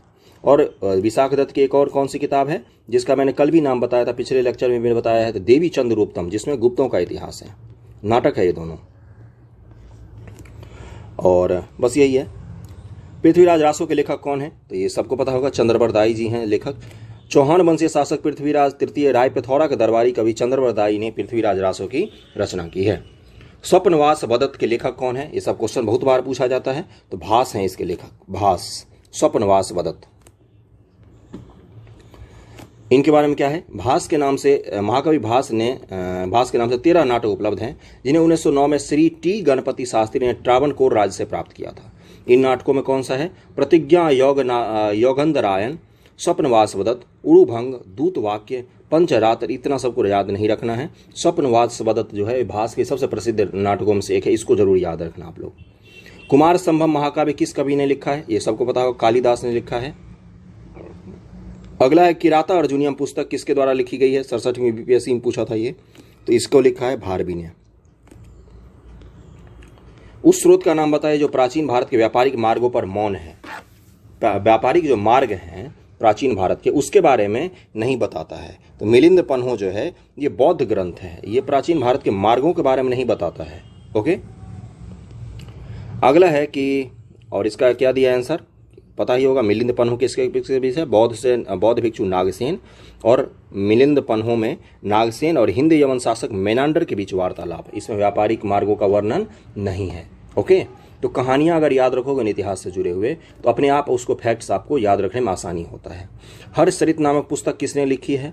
तो अभी बताया था मैंने, बाणभट्ट जी ने लिखी है। और इनकी एक और बुक का क्या नाम है? कादम्बरी, क्लासिकल संस्कृत बुक है। चोल वंश का संस्थापक कौन था? तो इसका आंसर हो जाएगा विजयालय। ओके, चोल साम्राज्य की स्थापना विजयालय ने किया था, जो प्रारंभ में पल्लवों का एक सामंती सरदार था। 850 ईस्वी में तंजौर को अपने अधिकार में करके किया था विजयालय ने। 850 यानी मध्यकालीन चोल की बात कर रहा है। चोल काल किसके लिए प्रसिद्ध था? ग्राम पंचायत, राष्ट्रकूट राजवंश के साथ युद्ध। तो चोलों का सबसे अच्छा देश में था पंचायती व्यवस्था, स्वायत्त ग्राम की व्यवस्था जो थी ना, ये सबसे अच्छा चोलों का ही रहा। और एक चीज के लिए चोल फेमस है, नेवी, जल सेना के लिए। बंगाल की खाड़ी को इन्होंने अपना झील बना दिया था, इतने शक्तिशाली इनके पास नेवी थी चोलों के पास। अगला है कि, और कहां से पता चलता है हमें इसके ग्रामीण व्यवस्था के बारे में? तो उत्तर मेरूर अभिलेख, इसको जरूर याद रखना। जब भी ग्रामीण शासन की बात आए, ग्रामीण स्वशासन की बात आए, पंचायती राज की बात आए, उसमें एग्जाम्पल में चोलों का जरूर डालना। और कहां से पता चलता है वो? उत्तर मेरूर अभिलेख से पता चलता है। कौन सा मध्यकालीन भारतीय साम्राज्य व्यापक स्तर पर स्थानीय स्वशासन के लिए प्रसिद्ध था? फिर से आ गया स्थानीय स्वशासन, तो चोल हो जाएगा इसका आंसर। ओके, दक्षिण भारत के मंदिरों के आकर्षक द्वार क्या कहलाते थे? दक्षिण भारत का मंदिर कैसा होता था? इस तरह के आकार वाले होते हैं, आप सभी को पता होगा। और इसकी खासियत क्या होती है? चारों तरफ से एक प्रांगण से घिरा होता है बड़ा सा। इस प्रांगण में एक छोटा सा तालाब भी होता है, और इसके गेट पर एक बड़ी भव्य प्रतिमा जैसी बनी होती है। इसका गेट बहुत ही अद्भुत होता है, जिसको गोपुरम कहा जाता है। क्या कहा जाता है? गोपुरम कहा जाता है। इसका आंसर क्या हो जाएगा? बी। सारे मंदिर का स्थापत्य कला जरूर पढ़ के जाना अगर आप मेंस की तैयारी कर रहे हो बीपीएससी के लिए। तो क्या होता था द्रविड़ शैली के मंदिर में? एक दीवार बना दो और पिरामिड नुमा इसका वो होता था, इसका जो ऊपर का भाग बना होता था, ये गर्भगृह होता था। इसमें थोड़ा सा आगे एक मंडप भी होता था, है ना, और यहाँ पर एक ऊंचा सा गोपुरम बना होता था, प्रवेश द्वार के ठीक आगे नंदी का बड़ा सा मूर्ति बना होता था। दक्षिण भारत के द्रविड़ स्थापत्य का सबसे बेहतर नमूना कौन सा है? तंजौर का जो मंदिर है, बृहदेश्वर मंदिर, उसको कहा जाता है। ओके, आगे बढ़ते हैं। मध्यकालीन भारत का इतिहास शुरू हो गया है। यहाँ से मध्यकालीन भारत के क्वेश्चन प्रैक्टिस करेंगे हम लोग। गुलाम वंश का प्रथम शासक कौन था? सबको पता होगा, कुतुबुद्दीन ऐबक था। 1206 ईस्वी में बना था। कुतुबुद्दीन ऐबक की राजधानी क्या थी? उस समय हमारी राजधानी लाहौर थी, लाहौर, ये आंसर हो जाएगा। ढाई दिन का झोपड़ा क्या है? तो एक मस्जिद है। कहाँ पर है ये अजमेर में है। यहाँ पर पहले एक सरस्वती मंदिर था जिसको तोड़कर कुतुबुद्दीन ऐबक के समय में ढाई दिन का झोपड़ा बनाया गया।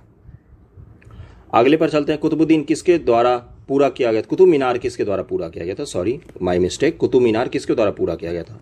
आपको पता होगा, कुतुबुद्दीन ऐबक के समय में शुरू किया गया था और इल्तुतमिश के द्वारा पूरा किया गया था इसको। यहाँ पर और भी लिखा है कि साहित्य से अनुराग था, स्थापत्य कला में भी रुचि थी, ये सब उसके बारे में लिखा हुआ है। उन्होंने ऐबक को अपने ग्रंथ में समर्पित किया। फक्रे मुदाबिर को उसका संरक्षण प्राप्त था, एक विद्वान थे उस समय। हसन निजामी ने ताज उल मासीर की रचना की है। हसन निजामी ने, इस बार पूछा था कहीं। ऐबक ने दिल्ली में कुव्वत उल इस्लाम, अजमेर में ढाई दिन का झोपड़ा बनवाया और उसने दिल्ली में स्थित कुतुब मीनार का निर्माण कार्य प्रारंभ करवाया। लेकिन उसके बाद का जो शासक बना था उसका दामाद इल्तुतमिश, उसने उसको पूर्ण करवाया। भारत में मोहम्मद गौरी ने किसको प्रथम अक्ता प्रदान किया था? अक्ता व्यवस्था क्या होता था? इक्ता भी कहा जाता है इसको।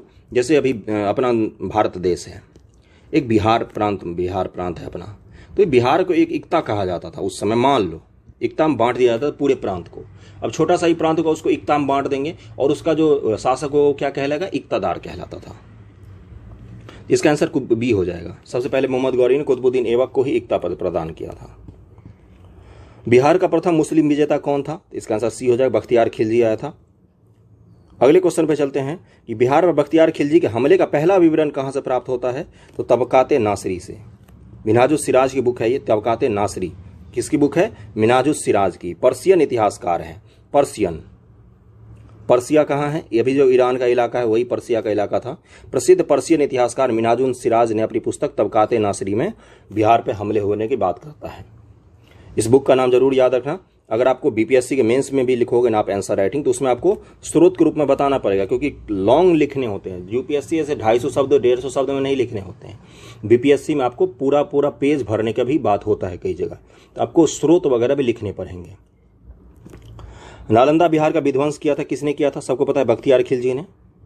इस तरह के क्वेश्चन में आपको दिक्कत नहीं होगी क्योंकि ये सब पढ़ के जाते हैं। लेकिन जब वहाँ पर इस तरह क्वेश्चन आएगी ना कि बख्तियार खिलजी पर हमले का पहला विवरण कहाँ पर मिलता है, तो तबकाते नासरी बुक सब लोग नहीं पढ़ के जाते हैं। जैसे तहकीक हिंद है, ये कई लोग मार सकते हैं, अलबरूनी की एक बुक है। अगला क्वेश्चन पे चलते, इल्तुतमिश ने बिहार में अपना प्रथम सूबेदार नियुक्त किया था, किसको? तो मलिक जानी को नियुक्त किया था, मलिक जानी। मॉडर्न हिस्ट्री और मिडेवल हिस्ट्री हमने दृष्टि आईएएस के बिहार समग्र से कंप्लीट कर लिया है। केबीसी नैनो से अच्छी बुक है दृष्टि आईएएस का बिहार समग्र, जाके जरूर पढ़ना उसको, है ना। अगर आप सिर्फ क्वेश्चन प्रैक्टिस करके जाओगे ना बीपीएससी में, सिलेक्शन के चांसेस कम हो जाते हैं। इसीलिए कंप्लीट सिलेबस पढ़ के जाओ, है ना।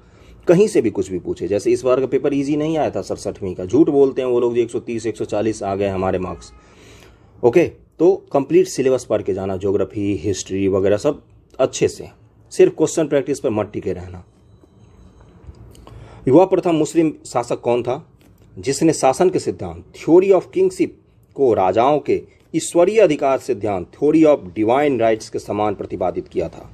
तो बलबन था। बलबन का राजत्व में हम क्या पढ़ते हैं कि शासक को बिल्कुल दृढ़ होना चाहिए, बिल्कुल देवताओं के समतुल्य होना चाहिए, ऊंचे खानदान का होना चाहिए। बलबन क्या बोलता था कि जब मैं किसी नीचे कुल के आदमी को देखता हूं तो मेरा हाथ अपने आप तलवार पर चला जाता है। ये उसके राजत्व सिद्धांत में हमें लिखना होता है। कई बार क्वेश्चन ने भी पूछा है बीपीएससी ने कि बलबन के राजत्व सिद्धांत को लिखिए। दिल्ली सल्तनत के शासनकाल में 2 ही शासक आते हैं जिनके राजत्व सिद्धांत पूछता है। किसका किसका? एक अलाउद्दीन खिलजी का राजत्व सिद्धांत, क्योंकि यह नीची जाति से था, तुर्कों में नीची जाति, इसीलिए इनके शासन को खिलजी क्रांति भी कहा जाता है, समझ रहे हो ना। और बलबन जो था वो भी चालीसा दल का सदस्य था और अपने बदौलत वो शासक बना था। ओके, तो इसलिए भी बलबन का राजत्व सिद्धांत और अलाउद्दीन खिलजी का राजत्व सिद्धांत बहुत इंपॉर्टेंट है। राजत्व सिद्धांत का मतलब क्या होता है बंधुओं? तो राजत्व सिद्धांत का मतलब होता है कि वो जब राज करने के लिए बैठा तो उसने शासक की छवि कैसे पेश की। ओके, जैसे बलबन ने खुद को ऊंची कुल का बताया, उसने बोला कि अफरासियाब वंश का हूं मैं, वगैरह वगैरह, है ना। आगे बढ़ते हैं, यहाँ पर उतना समय नहीं होता एक्सप्लेन करने का। किस दिल्ली सुल्तान ने रक्त और लौह की नीति अपनाई थी? तो बलबन ही था, गयासुद्दीन बलबन। जब उसने राजत्व प्राप्त किया तो वह शरीयत के नियमों और आदेशों से पूर्णतया स्वतंत्र था। बर्नी ने यह कथन किस सुल्तान के लिए कहा है? अलाउद्दीन खिलजी के लिए। अलाउद्दीन खिलजी ने बोला कि जो शासन के लिए, जो सत्ता के लिए, जो सुल्तान के लिए अच्छा होगा मैं वही करूंगा, भले वो इस्लाम में लिखा हो या नहीं लिखा हो। समझ लो इस सिद्धांत को। क्या उस समय तुम कल्पना कर सकते हो कोई ऐसा शासक जो इस्लाम के खिलाफ जाके भी काम कर सके? तो अलाउद्दीन खिलजी वैसा ही था। ओके, अगले क्वेश्चन पे चलते हैं। अलाउद्दीन खिलजी का प्रसिद्ध सेनापतियों में से किसकी मंगोलों के विरुद्ध लड़ते हुए मृत्यु हो गई थी? बहुत बार पूछा है ये। जफर खां की मृत्यु हो गई थी। और बलबन का बेटा भी मंगोलों के विरुद्ध लड़ते हुए मरा था। रानी पद्मिनी का नाम अलाउद्दीन के चित्तौड़ विजय से जोड़ा जाता। उनके पति का नाम क्या था? राणा रतन सिंह उनके पति का नाम था। अलाउद्दीन खिलजी के आक्रमण के समय देवगिरी का शासक कौन था? रामचंद्र देव था। रामचंद्र देव हारने के बाद शासन कर मतलब जब युद्ध में हार गया उसके बाद इसने अपनी एक मूर्ति बनवाई सोने की, उसके गले में सोने का जंजीर डलवा दिया और उस मूर्ति को भेज दिया अलाउद्दीन खिलजी के पास।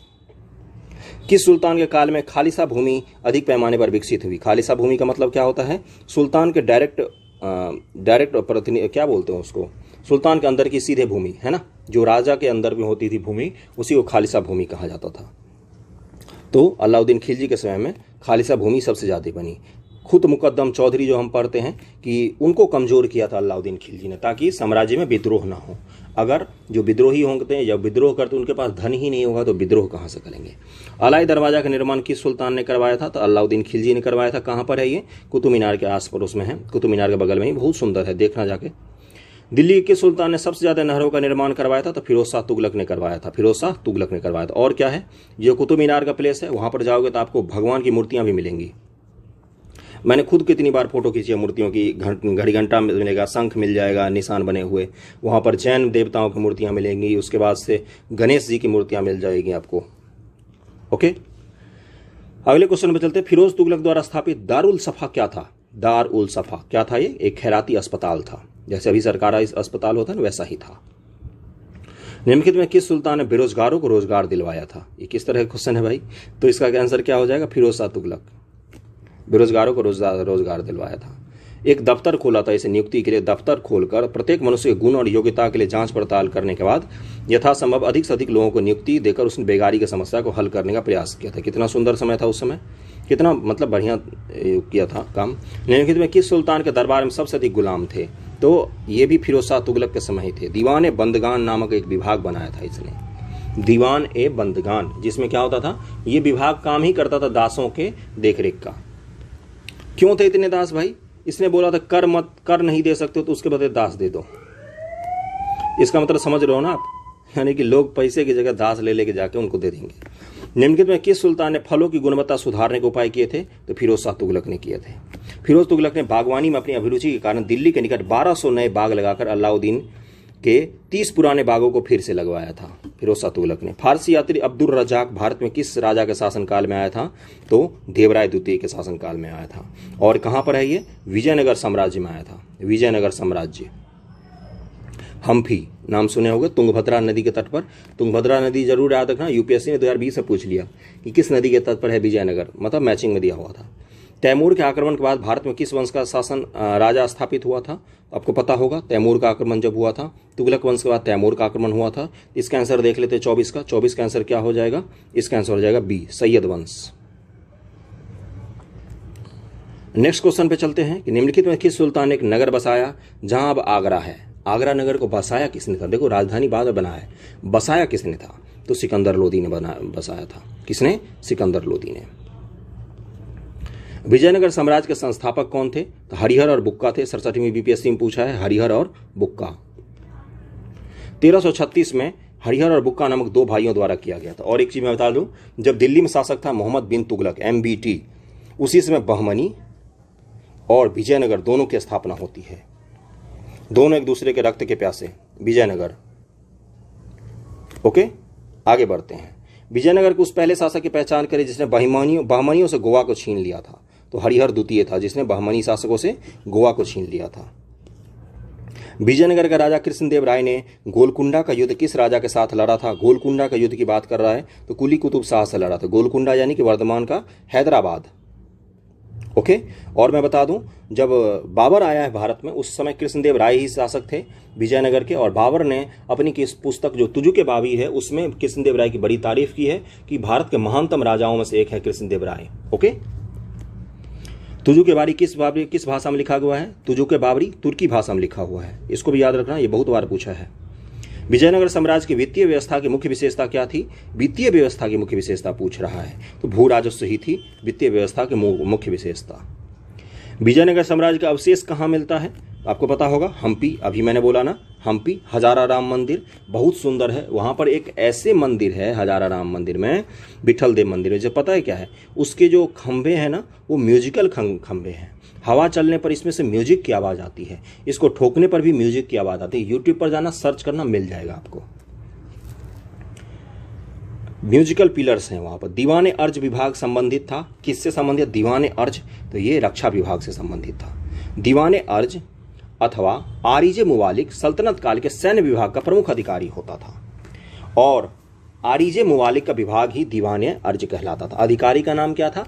आरिजे मुमालिक, और विभाग का नाम क्या था? दीवान ए अर्ज। रक्षा विभाग था, सैन्य मामलों का विभाग था। शिवाजी की राजधानी कहाँ थी? छत्रपति शिवाजी की राजधानी रायगढ़ थी। रायगढ़, छत्रपति शिवाजी। बहमनी राज्य का संस्थापक कौन था? अभी हमने पढ़ा, अलाउद्दीन हसन। अलाउद्दीन हसन। दक्कन के अमीर सादाह के विद्रोह के परिणाम स्वरूप मोहम्मद बिन तुगलक के शासनकाल के अंतिम दिनों में बहमनी साम्राज्य की स्थापना हुई। जफर खां हसन गंगू नामक एक सरदार ने अलाउद्दीन हसन बहमन शाह की उपाधि धारण करके 1347 में सिंहासनारूढ़ हुआ था। बहमनी साम्राज्य की नींव डाली थी इसने। उसे गुलबर्गा को अपना नवस्थापित साम्राज्य की राजधानी बनाया था। बहमनी की राजधानी शुरुआत में क्या थी? गुलबर्गा। आगे बढ़ते हैं, और फिर उसको 4 भागों में बांट दिया गया था, गुलबर्गा, दौलताबाद, बराड़, बीदर। ओके, सरंजामी प्रथा किससे संबंधित थी? ये बहुत बार पूछा है, यूपीएससी ने भी एक बार इसको पूछा था। मराठा भू राजस्व प्रथा है सरंजामी प्रथा। इसके अलावा चौथ और सरदेश मुखी भी आता है। चौथ और सरदेश मुखी ये भी मराठा कर प्रणाली में ही आता है। निम्नलिखित में कौन भूमि उत्पाद पर लगने वाले कर को इंगित करता है? इसमें से आंसर क्या हो जाएगा? डी, यानी कि 1, 3, 4, यानी कि खराज, उस्र और मुक्तई। किस सुल्तान ने जमीन में फसल की नपाई का आधा राजस्व के रूप में दावा किया था? आधा, 1/2, समझ रहे हो ना? प्राचीन भारत में 1/6 होता था कर, अभी 1/2 की बात कर। अलाउद्दीन खिलजी।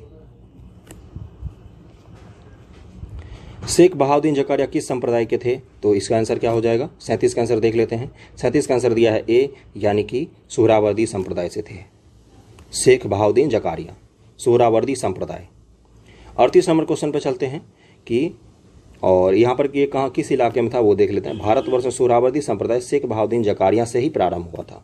सूफियों के इस संप्रदाय में शेख सदरुद्दीन अरीफ, शेख रुकनुद्दीन अबुल फतह और शेख जलालुद्दीन सुर्ख आदि प्रमुख हैं, और इस सुखमय जीवन जीते थे। मतलब कि राजा से ये क्या बोलते हैं, अनुदान वगैरह स्वीकार करते थे ये सुहरावर्दी लोग।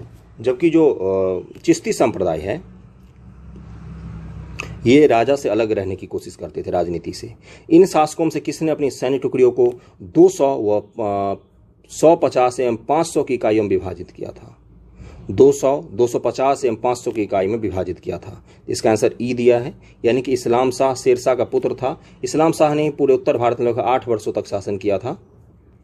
उसकी मृत्यु 1553 में हुई। इस्लाम शाह ने अपनी सैन्य टुकड़ियों को 50, 200 और 250, 500 की इकाई में विभाजित किया था। संभवतः शेर शाह के समय में भी सैन्य विभाजन की यही प्रणाली प्रचलित थी। तो यानी कि इसका आंसर क्या हो जाएगा? शेर शाह और इस्लाम शाह दोनों हो जाएगा। ये कठिन क्वेश्चन हुआ, इसको जरूर ध्यान में रखना। जवाबित का संबंध किससे था? इसका आंसर ये हो जाएगा, राज्य कानून से संबंधित था जवाबित। सल्तनत काल के सिक्के टंका, ससगनी एवं जीतल किन धातुओं के होते थे? तो इसका आंसर क्या हो जाएगा? चांदी और तांबा। तांबा का जीतल होता था, बाकी ये दोनों चांदी के होते थे।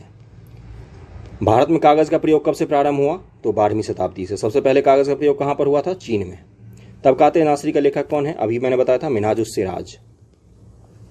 सभी भक्ति संतों के माध्य एक समान विशेषता थी। क्या थी उनकी समान विशेषता? अपनी वाणी को उसी भाषा में लिखा जिसे उनके भक्त समझते थे। लोकल भाषा का प्रचार प्रसार भक्ति आंदोलन के दौरान बहुत हुआ है। मध्यकाल के भक्ति आंदोलन की बात हो रही है। निम्नलिखित में किस सुल्तान ने निजामुद्दीन औलिया से भेंट करने से इनकार कर दिया था? किस सुल्तान से, निजामुद्दीन औलिया जी जो थे उन्होंने किस सुल्तान से मिलने से इनकार कर दिया था? तो अलाउद्दीन खिलजी को उन्होंने मना कर दिया था, हम तुमसे नहीं मिलेंगे। अगला क्वेश्चन है कि बारहमासा की रचना किसने की है? तो मलिक मोहम्मद जैसी ने की है। मलिक मोहम्मद जैसी ने की है बारहमासा की रचना। बारहमासा की रचना मलिक मोहम्मद जैसी ने की है। जैसी के पद्मावत, अखरावट और आखिरी कलाम में से पद्मावत को हिंदी साहित्य में महत्वपूर्ण माना जाता है। पद्मावत पता ही है। पानीपत के युद्ध में बाबर की जीत का मुख्य कारण क्या था? इसका क्या हो जाएगा? उसकी सैन्य कुशलता। तुलगामी प्रथा वगैरह सब तो थी ही। अगर ई ऑप्शन होता तो ई सबसे सटीक आंसर होता। तुजू के बाबरी किस भाषा में लिखा गया? आ गया ना क्वेश्चन, तुर्की भाषा में लिखा गया है। हुमायूं ने चुनार दुर्ग पर प्रथम बार आक्रमण कब किया था? 1532 ईस्वी में किया था। 1532 ईस्वी में। निम्नलिखित में किसने अपनी बादशाह के पति के लिए मकबरे का निर्माण करवाया था? किसने अपने बादशाह पति के लिए मकबरे का निर्माण करवाया था? तो हाजी बेगम ने करवाया था।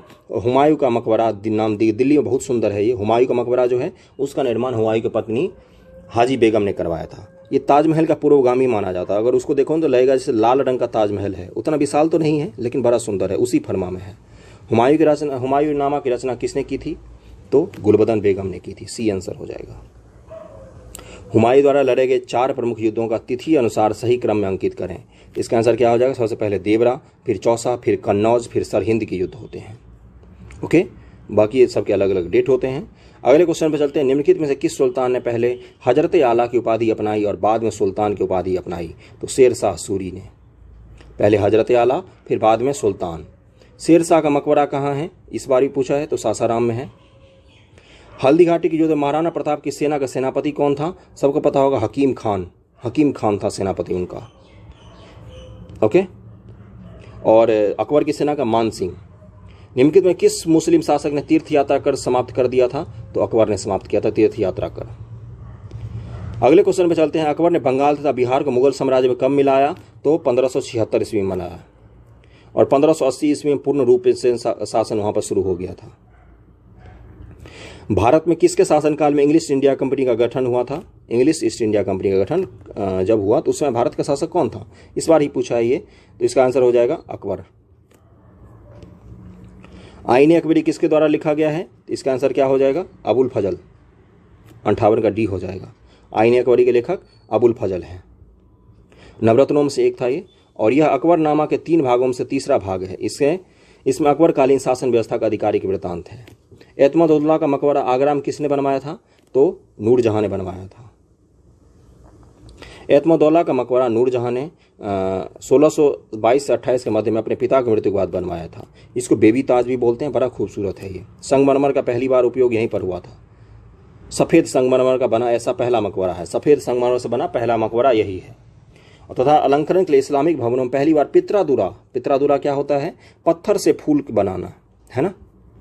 पित्रादुला और संगमरमर का पहला उपयोग यहीं पर हुआ था, व्हाइट मार्बल का। ओके, पित्रादुरा निम्न से किससे संबंधित है? तो दीवारों में अर्धकीमती पत्थर जड़कर फूल की नक्काशी करना, अभी मैंने बताया। मध्यकाल बटाई शब्द का अर्थ क्या है? तो लगान निर्धारित करने का तरीका था बटाई, अभी भी होता है ये। तो किस मुगल शासक ने चित्रकारों के लिए कारखाना बनवाया था? तो हुमायूं ने बनवाया था। इसका आंसर ए दिया है। एनसीईआरटी के अनुसार निगार खान, जबकि अन्नू मनुजा की पुस्तक के अनुसार तस्वीर खाना जो उसके पुस्तकालय से जुड़ा हुआ था, हुमायूं ने ही बनवाया था। बीपीएससी ने इसका सही उत्तर बी को माना था, लेकिन एनसीईआरटी के हिसाब से इसका सही आंसर ए है। दास्तान-ए अमीर हमजा का चित्रांकन किसके द्वारा किया गया है? तो अकबर ने अनेक ग्रंथों को चित्रित करवाया था। इसमें सर्वप्रथम दास्तान-ए अमीर हमजा था, तो इसका आंसर क्या होगा? अकबर होगा। इसमें से कोई सा भी नहीं आंसर होगा। अगला क्वेश्चन है कि यूरोपीय चित्रकारी का प्रवेश किसके दरबार में हुआ था? तो अकबर के समय में यूरोपीय चित्रकारी भारत में प्रवेश कर रही थी। नेक्स्ट क्वेश्चन पे चलते हैं। दसवंत और बसावन प्रसिद्ध चित्रकार मुगल सम्राट के राज दरबारी थे, तो अकबर के दरबारी थे ये, दसवंत और बसावन। अगला क्वेश्चन है कि मुगल चित्रकला किसके नेतृत्व अपने शीर्ष बिंदु पर थी? तो जहांगीर के समय में थी, ये तो सबको पता होगा। और क्या क्या लिखा है ऊपर पढ़ देता हूँ जरा, कि अबुल फजल ने अपनी पुस्तक आईने वीडियो में गिनाया कि दशवंत, बसावन, केशवलाल, मुकुंद, मिस्कन, फारूक, कलम, माधव, जगन्नाथ, महेश, खेमकरण, तारा, सांवल और हरिवंश ये सब पेंटर थे। नेक्स्ट क्वेश्चन है कि जब्ती प्रणाली किसकी उपज है? तो ये अकबर की उपज है, जब्ती प्रणाली। 10 साल जो प्रणाली आई थी ना कर वसूलने के लिए, 10 साल का एवरेज निकाल के कर वसूलना, उसी के तहत जब्ती प्रणाली भी। भू राजस्व वसूली के जब्ती प्रणाली का प्रचलन हुआ जो भूमि सर्वेक्षण, भू राजस्व निर्धारण के लिए दस्तूरूल अमल और जब्ती खसरे की तैयारी पर आधारित थी। मतलब वही था कि भू उपज कर निकाल लो, उसको भू को माप लो, उस आधार पर कर लगाओ। यह कथन किसका है कि अकबर के शासन में इलाहाबाद में 40 स्तंभ युक्त मंदिर के निर्माण में 5000 से 20,000 लोगों ने 40 साल तक काम किया था। तो किसने बोला था? अकबर का नाम जब भी आए तो किसका नाम जाता है? विलियम फिंच का। विलियम फिंच ने बोला था कि इलाहाबाद का जब किला बन रहा था, प्रयागराज का किला, तो उस समय 5 से 20,000 मजदूर 40 साल तक काम कर रहे थे। कश्मीर का अकबर के नाम से कौन प्रसिद्ध है? तो जैनुल आबदीन का नाम आता है, सुल्तान जैनुल आबदीन कश्मीर का अकबर कहा जाता है। 2 स्पार सिंहस्पा प्रथा किसने शुरू किया था? तो जहांगीर ने शुरू किया था। जो मनसबदारी प्रथा हम पढ़ते हैं उसी में आगे ये जुड़ गया था, 2 स्पा सिंहस्पा। इसमें 2 स्पा, इसमें मनसबों को अपने सवार पद के 2 गुने घोड़े रखने होते। किसी को 5,000 का सवार मिला हुआ है दर्जा, तो उसको 10,000 घोड़ा रखना पड़ेगा। सिंहस्पा, इसमें मनसबदारों को अपने सवार के 3 गुने घोड़े रखने होते थे, यानी कि 15,000 घोड़े रखने होंगे 5,000 के जात और सवार वाले मनसबदार को। ईरान के शाह और मुगल शासक के बीच झगड़े की जड़ क्या थी? तो कंधार थी ईरान के शाह और मुगलों के बीच झगड़े की जड़। दिल्ली के लाल किले का निर्माण किसने करवाया था? सबको पता होगा किसने करवाया था। तो इसका आंसर शाहजहां हो जाएगा, डी आंसर। निम्नलिखित में किस इतिहासकार ने शाहजहां के शासनकाल को मुगल काल का स्वर्ण युग कहा है? तो A.L. श्रीवास्तव ने कहा है। A.L. श्रीवास्तव, ये कठिन क्वेश्चन है, जरूर याद रखना। औरंगजेब द्वारा चलाए गए जिहाद का अर्थ क्या था? तो दारुल इस्लाम। दारुल इस्लाम का मतलब क्या होता है? दारुल हर्ब जो है, काफिरों का देश जो है, उसको दारुल इस्लाम बनाना है, मुस्लिमों का देश बनाना है। समझ गए होगा मतलब। पटना में किस सिख गुरु का जन्म हुआ था? तो गुरु गोविंद सिंह जी का जन्म हुआ था पटना में, जिन्होंने खालसा पंथ की स्थापना की थी।